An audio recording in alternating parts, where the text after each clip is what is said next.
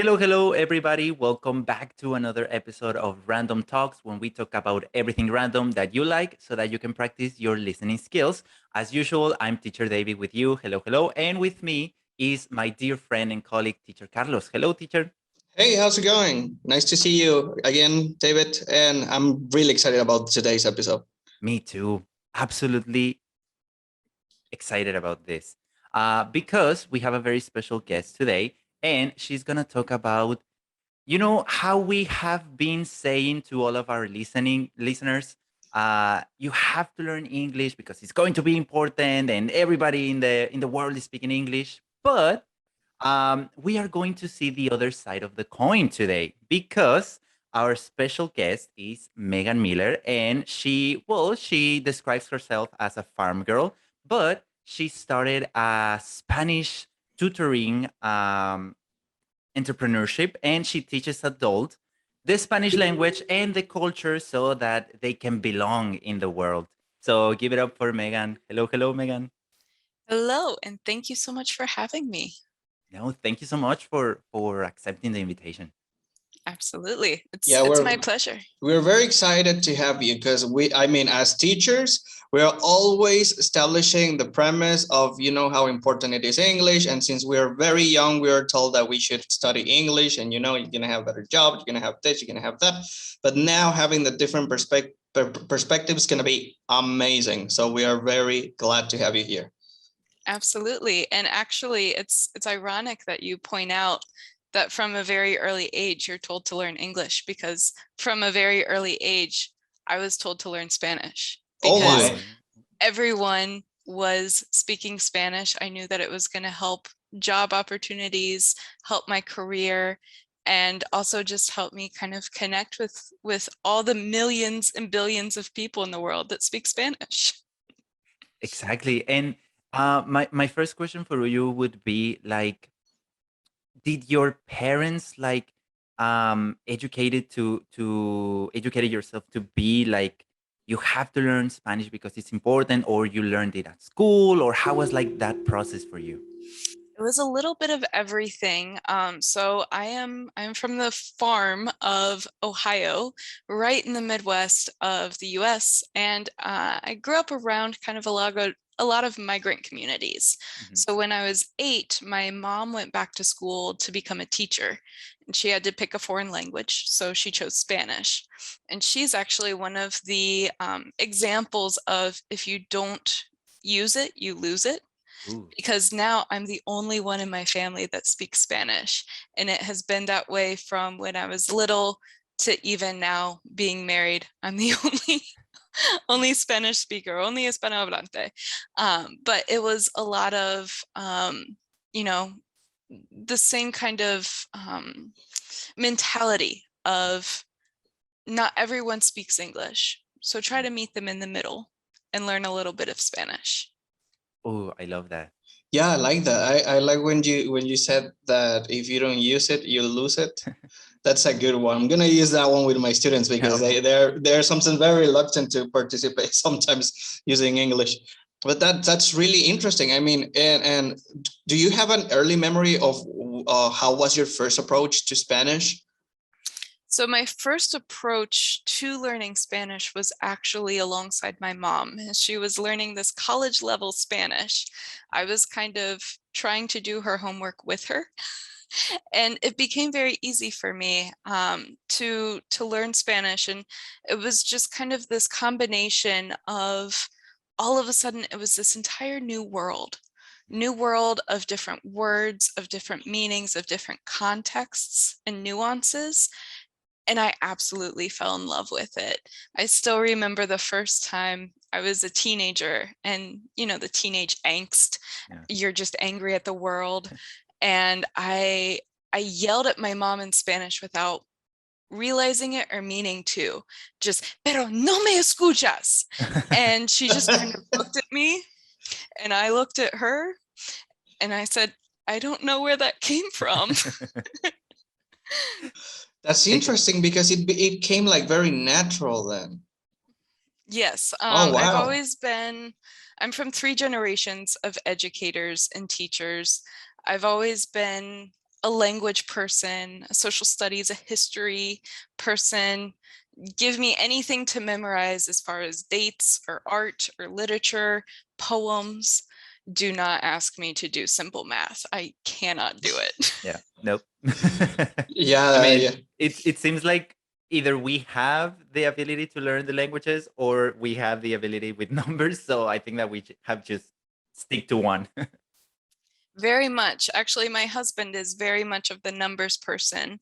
And it's one of the kind of pieces of research that I've done. Mhm. When you have that either fixed mentality or the growth mentality of this doesn't come easy, but I'm going to try to learn it, Mhm. which is me in simple math or percentages, and him with like learning Spanish words and vocabulary.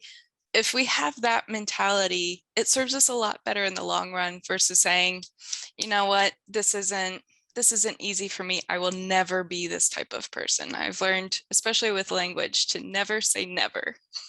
Exactly. And Yes. I think that's one of the things that we have here in Mexico that many people just like shuts down and say, no, I mean, I didn't know how to conjugate the verb to be, so that's done for me. I Yeah, cannot learn anymore. they block very easily. That's a problem sometimes, Mhm. right? And sometimes what we struggle with is sometimes, labeling things in English whenever we're teaching them, pronouns, what is a verb, what is an adjective, what is an adverb, a preposition, and things.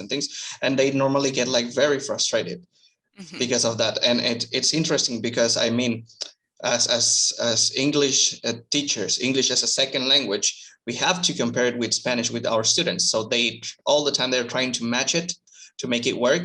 And most of the times it doesn't work very well, and they get more and more confused. So they realize how complicated can be Spanish compared to English. So Yeah. sometimes when I'm talking about the languages that I speak, and they ask me which one is the hardest that you speak, and I go like Spanish, because you're learning words every time. And if you go by if you move even from a region to another, some things are going to change and they have different meanings, or they have a different use. So this is what I find so rich about Spanish, right? It very much is the richest part, and as a Spanish as a second language learner, it can be the most frustrating because it can be very overwhelming at once. And so I've learned to just be very open and curious to different meanings of different words. I lived in Spain for a bit. I worked with Latino immigrants in the DC area. I cannot compare the two Spanishes. Yes. There are general verbs that you can use, but a lot of just the basic conversation skills come from being very, very observant and saying, well, you just use tío instead of güey or Ah, okay. way. Yeah. And do you do the G, the güey, or do you do the W with the way? And everyone has their own different accent and dialect and things. So just to say one word in English. Yeah. And now that we're talking about the process of learning, have you had any students like that with who said like, okay, so I cannot conjugate the verb correr, for example, so that's just it. Like I'm shutting down. And how do you approach that?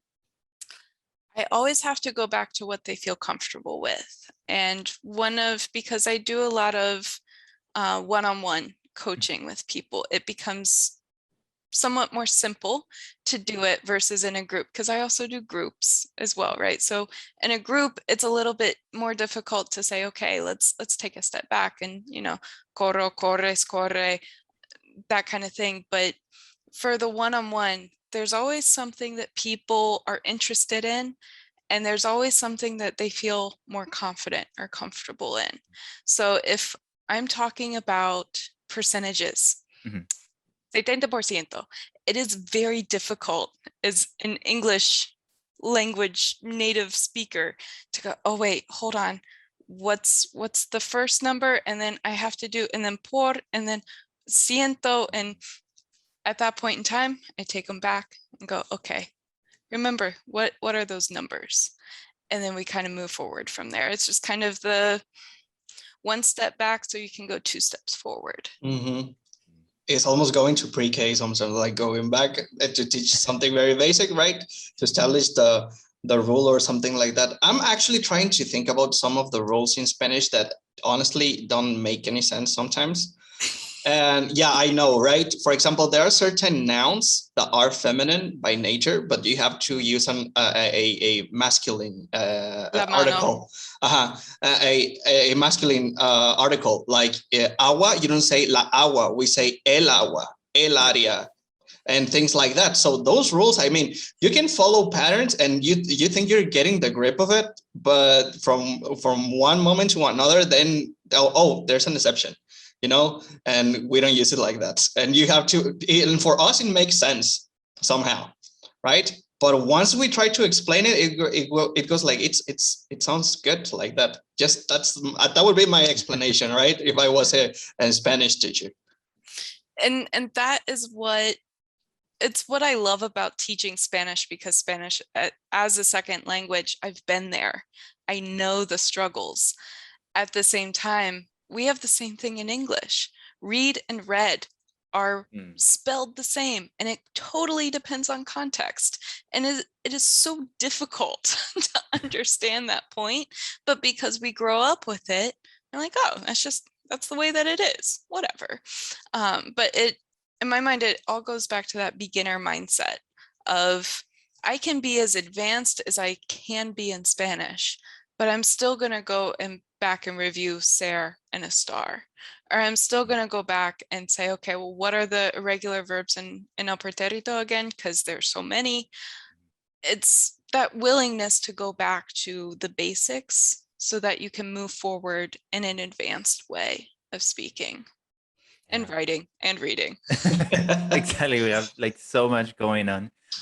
And I think that one of the things that happened to us, to the ones that, for example, are proficient in English, that we understood a little bit better our own language. Because, for example, when I was learning English, I didn't know what pronouns were like in Spanish, That's like correct. what are pronombres? What is that? Like, I don't know. Did that same thing happen to you? Like, did you understand a little bit better English by learning Spanish? I had no idea that there was a preterite verb tense in English, or that there was the pluscuamperfecto, which I can never remember the word in English, which is ironic. So I all of a sudden had my eyes open to, oh, we do use all of these different past tense verb conjugations. We just never knew them as such. They still exist, whether or not they have the titles or not.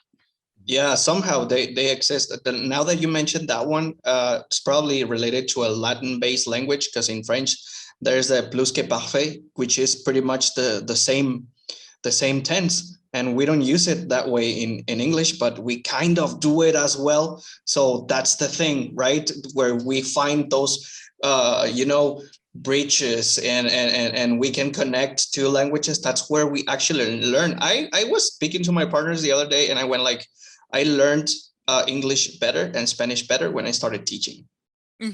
Absolutely. Because when someone asks you, but why?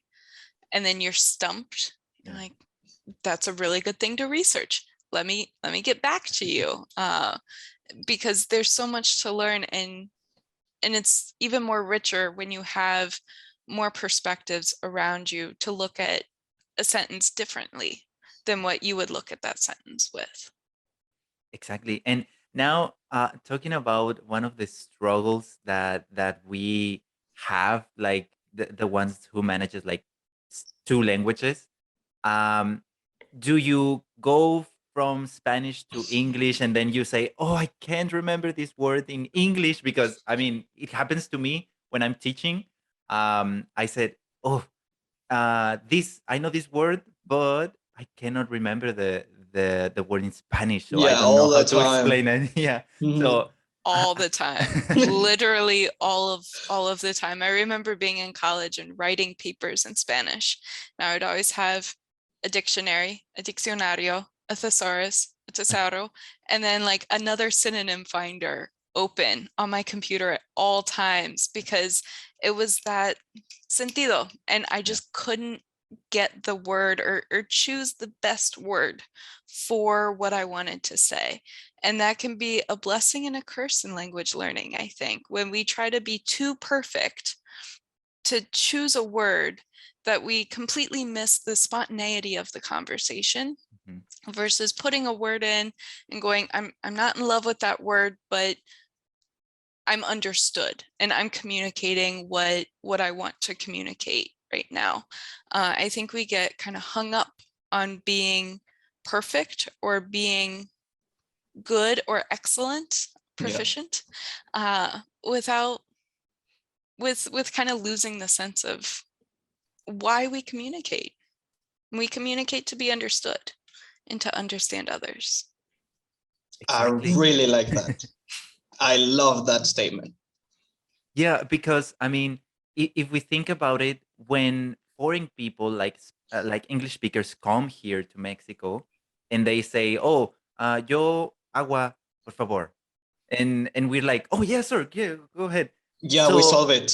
exactly, like, why don't we feel that way about English? You know, like me, water, please. Like it's okay to say that because they're Yeah. going to understand. But we are so caught up in the feeling of no, I have to be perfect. My Mm-hmm. pronunciation has to be like Harry Potter or something like that. Like, and we get all of this anxiety that we forget, as you say, like only to communicate.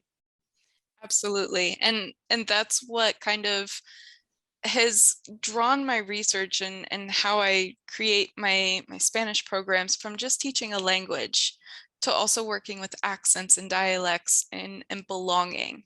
Because in order to feel that sense of belonging, instead of having an us versus them mentality, you have to understand a lot. You have to understand the history, the culture, why people do what they do.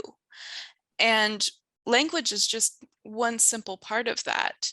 And it's the same over here. I see so many people and talk to so many people, and they go, I'm really nervous about my accent. I know I sound like a gringo or a gringa. And I'm like, well, yo soy gringa and it's okay. Like let's work on that. But there are some people that are okay with going to Mexico or somewhere and saying, cerveza, por favor. And there are others that go, well, I want to sound more natural and I want to sound more native and I want to not necessarily stick out so much. Mm-hmm. And usually those are my people. Yeah, it takes time. It takes time to, I always say that it's not about getting rid of your accent, simple, just making yourself more comfortable with it. Because I mean, at the end of the day, we have to, be proud of that accent because it's a sign of effort that you're learning another language and you are actually, putting yourself in a difficult situation, right? That just any person could do it, right? So you are being very brave using another language.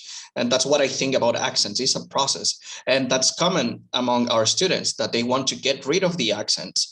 And it's part of accepting that you have another language and you're going to be using those nuances or any other things from your language that are going to be like, a sign of where you come from and what's your culture. So I think that we have to break a little bit of those stereotypes, right, of accents. Absolutely. And there's a certain way where I think is when you go into Spanish, having a certain accent can kind of hold you back in some ways, like the R's. Trace, train versus tres or train.